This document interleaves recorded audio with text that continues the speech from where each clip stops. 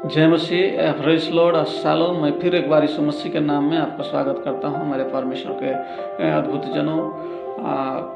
मैं एक अद्भुत विषय को लेकर आपके पास में आया हूँ, जिसे अक्सर हम सभी विश्वासी बोलते हैं कि सत्य को तू जानोगे तब तुझे सत्य स्वतंत्र कर देगा।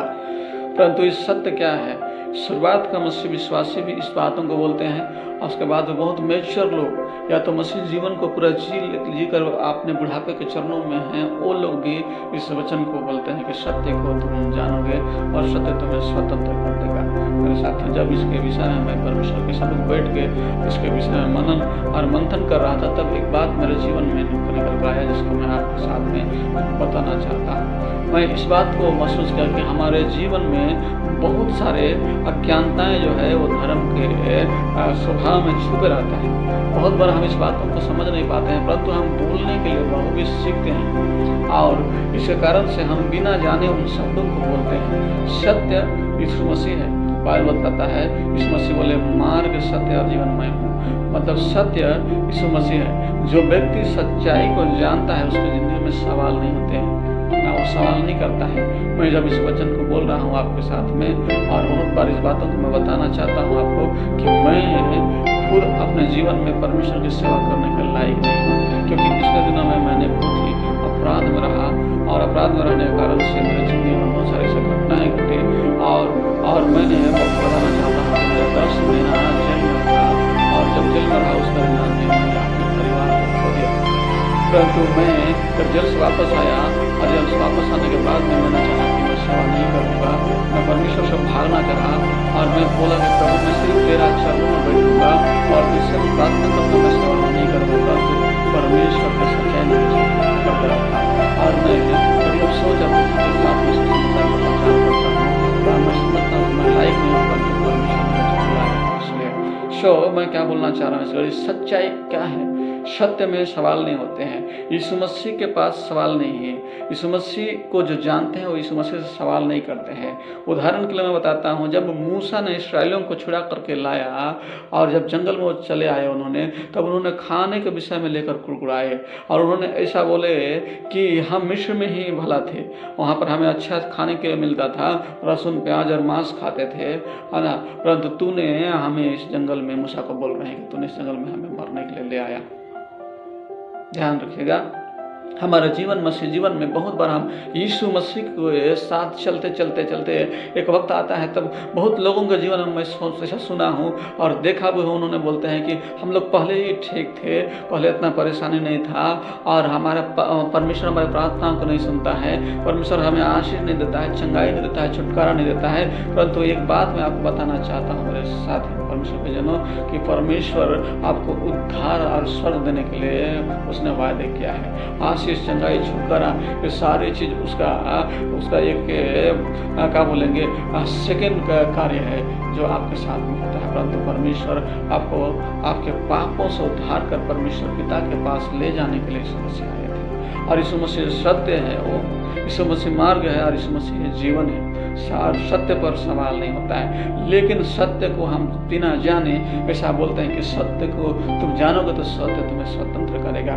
मतलब हम लोगों को बताते हैं कि यीशु मसीह को तू जान जाओगे तब यीशु मसीह तुझे क्या करेगा? स्वतंत्र करेगा। हाँ, ये वास्तव है कि परमेश्वर को जो व्यक्ति जानता है वो सवाल नहीं करता है ना, उसे जानना होता है। मेरे साथियों, जानना दो प्रकार का होता है। एक हमारा विवेक अनुसार हम जानते हैं, है ना, और एक होता है जो हमारा जानना होता है, उसे महसूस करना, उसे हृदय में उतारना, या तो उसे अपने जीवन में अनुभव करना, है ना। बाइबल में लिखा है, बाइबल में कि अब्राहम को परमेश्वर ने बुलाया और अब्राहम उसके साथ साथ चलते गया, परंतु अब्राहम के बारे में बाइबल बताता है कि एक बार जब अब्राहम अपने भतीजा लूत से अलग हो जाता है तो खुदा से परमेश्वर से सवाल करता है।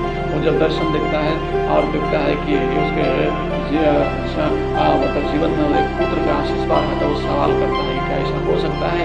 15 अध्याय में पढ़िएगा, तब परमेश्वर बोलता है अब्राहम जिस स्थिति से तू है उस स्थिति से निकल के तुम बाहर आ, और देख उन तारों को जो चमक रहा है, देख उन बालों को, अना जो उस तिनका बालों का तिनका और तारों के समान तेरा संतान होगा। और परमेश्वर वहाँ पर बोलता है कि अना तू मुझे जान लेगा कि मैं तेरा परमेश्वर हूँ। मतलब परमेश्वर वहाँ पर अब्राहम और परमेश्वर वहाँ पर अनुभव करते हैं। और जब अनुभव करते हैं तब अब्राहम वहाँ पर गहरी नींद में आ जाता है। और मैं बताना चाहता हूँ पर अब्राहम टूट जाता है, क्योंकि अब्राहम ने यीशु मसीह को उस घड़ी देख लिया था, जिस उद्धारकर्ता को, जिस स्वर्ग को, जो ज्वलंत देश को देखने के लिए अब्राहम सफर में चल रहा था। अब्राहम का चलना सिर्फ कनान देश नहीं था, परंतु अब्राहम उस स्वर्ग को देखना चाह रहा था। और मैं बताना चाहता हूँ आपको, उस दरमियान में यीशु मसीह का बलिदान को देख लिया था अब्राहम ने देख लिया था कि सर्वशक्तिमान परमेश्वर उसके वंश में मनुष्य का रूप धारण करके आते हैं और पूरी दुनिया के पापों के लिए बलिदान हो जाते हैं। अब्राहम और मेरा और आप सभी के पापों के लिए बलिदान हो जाते हैं और हमारे समान एक मनुष्य हो जाते हैं। सभी बातों को देखकर, उसका मित्रता को और उसका दोस्ताना को देखकर अब्राहम आंसू बहाते हैं मेरे साथियों, क्योंकि सत्य सवाल नहीं करता है। यदि आप सत्य को जान जाओगे तब सवाल नहीं करता है। बाइबल बोलता है अब्राहम उस घड़ी जान लिया परमेश्वर को, और परमेश्वर अब्राहम से जब विदा होता है तो बोलता है मैं सादोम को जा रहा हूँ, क्योंकि मैं उसे जानना चाहता हूँ। परमेश्वर वहाँ जानना चाह रहा था, हालांकि वास्तव में जो वहाँ पर जो दुख और जो कठिनाई, जो समस्याएं जो सुनाई देता है, मुझे वास्तव में है कि नहीं। मैं क्या बताना चाहता हूँ कि परमेश्वर भी हमें जानना चाहता है और हमको भी सत्य को जानना चाहिए। जब तक हम सत्य को नहीं जानेंगे तब तक सुने सुनाए बात से हम समझ नहीं पाएंगे मेरे साथियों। जिस दिन आप सच्चाई को जानोगे आप यीशु मसीह को छोड़ नहीं पाओगे। जब आप सच्चाई को जानोगे यीशु मसीह के संग आप चलोगे। मेरे ज़िंदगी में ऐसा ही हुआ। मैंने 8 साल तक परमेश्वर से भागा रहा। मैंने बहुत अपराध किए, मैंने राजनीति में जाना है, बहुत क्रांतिकारी का बहुत कार्य किया, परंतु मैंने यीशु मसीह को, सच्चाई को जब उस समय जाना जब मैं जेल में अकेला हो गया, सब ने मुझे छोड़ दिया। उस दरमियान में परमेश्वर ने मुझ पर दया किया और मैं उसका सच्चाई को जाना, और जब मैंने सब कुछ समझा तब मेरे साथ कुछ भी नहीं हारा। मात्र यीशु मसीह सत्य को जानोगे, सत्य तुम्हें स्वतंत्र करेगा।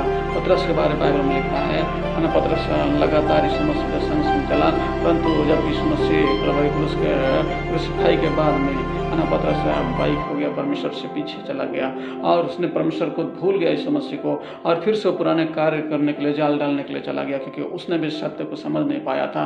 परंतु बाइबल बताता है यीशु फिर आया उसके साथ मुलाकात करने के लिए, और यीशु मसीह आकर समुद्र में मुलाकात किया। तब पतरस फिर उसने पछताव करता है, और उसमें बाइबल में लिखा है यीशु मसीह पतरस से 3 बार बोला कि हे पतरस, क्या तुम मुझसे प्रेम करते हो? हे पतरस, क्या तुम मुझसे प्रेम करते हो? हे पतरस, क्या तू सचमुच तुम मुझसे प्रेम करते हो? तब यीशु मसीह, पतरस ने यीशु मसीह को जान पाया कि सचमुच में ये सत्य है। और बाइबल में लिखा है कि उसने फुट फुट कर रोने लगा। मेरे साथियों, सत्य ऐसा ही है ना। सत्य सिर्फ बोलने मात्र नहीं है। सत्य को जानोगे तो सत्य तुम्हें स्वतंत्र कर देगा। ये सिर्फ बोलने मात्र नहीं है। लेकिन मैं बताना चाहता हूँ आपको कि सत्य को जिस दिन आप महसूस कर लेंगे, सत्य को जिस दिन अपने ज़िंदगी में उतार लेंगे, आपको परमेश्वर के संग संग चलने के लिए सत्य सवाल खड़ा नहीं करने देगा, परंतु किसी भी सिचुएशन परिस्थितियों में रहेंगे आपको वो छुड़ाएगा। उसने मुझे छुड़ाया, मेरे साथ है, वो आपको भी छुड़ाएगा, आपके साथ रहेगा। और सत्य यीशु मसीह है, मार्ग, सत्य और जीवन मैं हूँ बोला। इस दुनिया में बहुत सारे महात्मा और ज्ञानी आए, परंतु किसी ने ऐसा नहीं बोला मैं सत्य हूँ। यीशु मसीह मात्र बोला मैं सत्य हूँ और मार्ग और जिंदगी मैं हूँ, और बिना कोई भी स्वर्ग नहीं जा सकता। बहुत सारे लोग सवाल करते हैं कि यीशु मसीह तो चंगा करने वाला है, यीशु मसीह आशीष देने वाला है, ऐसा क्यों नहीं कर रहा है? परंतु मैं पूरे संसार के समय बोलना चाहता हूँ, मेरे परमेश्वर के सजनों, परमेश्वर का सृष्टि, आपको बताना चाहता हूँ कि यीशु मसीह स्वर्ग ले जाने के लिए आया। मार्ग, सत्य और जीवन यीशु मसीह है, बिना यीशु मसीह का कोई भी स्वर्ग नहीं जा सकता है। हाँ, सो हमारा जो धार्मिक जो विचारधारा है, धार्मिक जो कन्फेशन है, धार्मिक जो मतलब हमारे जीवन में जो धर्म का जो अंधकार, जो धर्म का जो पट्टी जो रखा हुआ है, उसे निकल कर सत्य के पास में आइए। आप मेहनत करिए, परमेश्वर आशीष देगा।